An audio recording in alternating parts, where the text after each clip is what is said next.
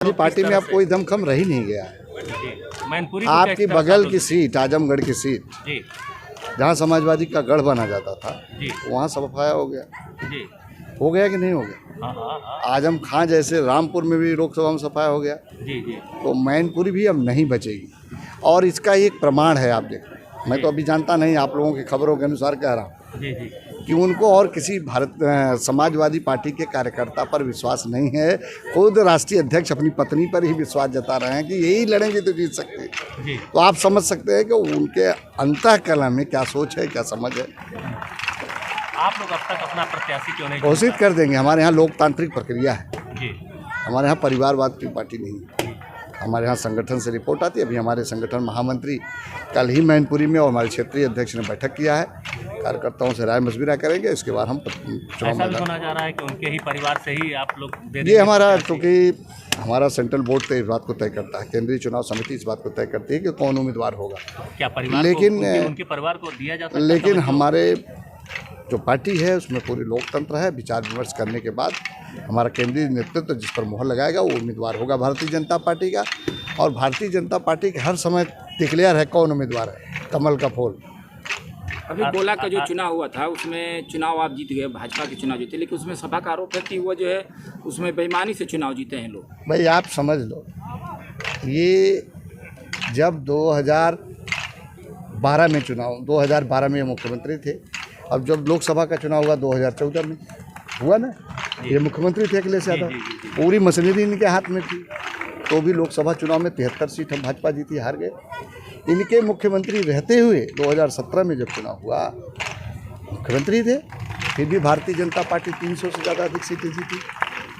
तो अब मशीनरी का दुरुपयोग उनके, क्योंकि जब उसका जनाधार घटता है तो इसी तरह की बातें करता है। जनता का विश्वास उन पर उठ चुका है। जनता बिल्कुल उन पर विश्वास नहीं कर रही। जनता भारतीय जनता पार्टी पर विश्वास कर रही। और भारतीय जनता पार्टी का नारा है सबका साथ, सबका विकास, सबका विश्वास। इसलिए हम लोगों ने 2022 में इस बात को कहा था कि सब लोग मिलजुल कर करिए प्रयास। सब लोगों ने मिलजुल कर किया प्रयास और फिर बनी भारतीय जनता पार्टी की सरकार। सर, आजमगढ़ में चुनाव हुआ तो अखिलेश जी नहीं आए थे। मैनपुरी में चुनाव होगा तो क्या अखिलेश जी प्रचार करने जाएंगे? अब ये उन्हीं से पूछो ये सवाल कि वो जाएंगे कि नहीं जाएंगे।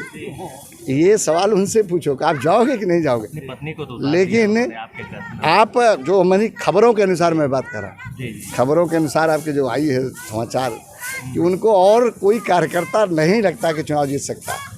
लेकिन भारतीय जनता पार्टी के कोई न कोई कार्यकर्ता ही चुनाव लड़ेगा। क्या लग रहा है ये शिवपाल चुनाव नहीं लड़ेंगे वहाँ से या उनका सपोर्ट करेंगे?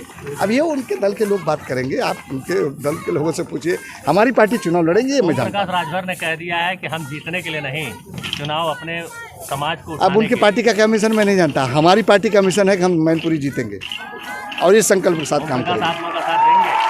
ओम प्रकाश आप लोगों का साथ देंगे? हम किसी साथ का इंतजार नहीं करते। हमारे यहाँ संगठनात्मक ढांचा है, संगठन की इकाई है और देश प्रदेश का सबसे मजबूत संगठन है। हम उसके अनुसार काम करते हैं।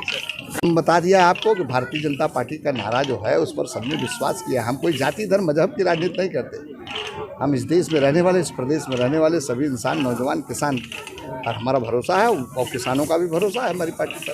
तो हम वो पूरा विश्वास है कि जो भी चुनाव हो हम उस पर विजय हासिल करेंगे। एक और जवाब कि बच्चों को खेल कूद के लिए प्रोत्साहन दिया जा रहा है, लेकिन हमारे भीमराव अंबेडकर स्टेडियम में जो है ये खेल कूद का बहुत अभाव है। ना कोच सही है, ना वहाँ पर अभी हम कोचेज की पूरी प्रदेश भर में नियुक्ति करने जा रहे हैं।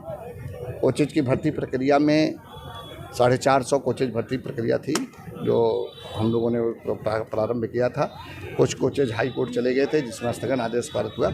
हमने उनकी जो मांगे थी उसको मॉडिफाई करके अतिशीघ्र जो है कोर्ट के आदेश जो है उसको ख़त्म करा के और भर्ती प्रक्रिया पूरी करके कोचेज की पूरी उपलब्धता इंटर कॉलेज रतनपुर में माध्यमिक शिक्षा विभाग द्वारा आयोजित 66वीं कबड्डी प्रतियोगिता के कार्यक्रम में आज मेरा यहाँ आना हुआ है।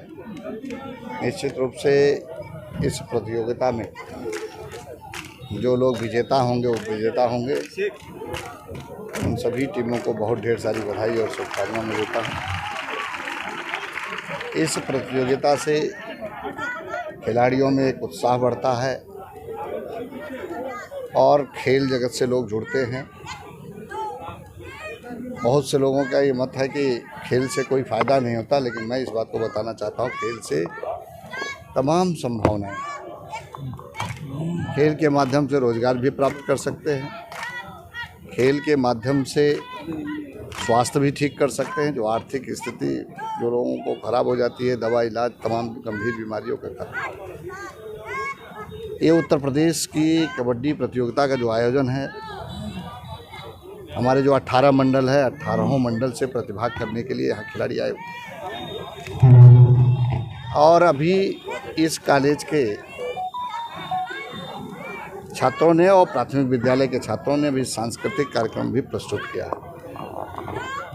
बहुत अच्छा प्रदर्शन किया है, उनके अंदर बहुत प्रतिभाएं हैं। निश्चित रूप से ऐसे आयोजनों से छात्रों में एक उत्साह बढ़ता है, उमंग बढ़ती है, लोग जुड़ते हैं खेल से। तो आज उसी कार्यक्रम में प्रतिभाग करने के लिए भी आया। मंत्री जी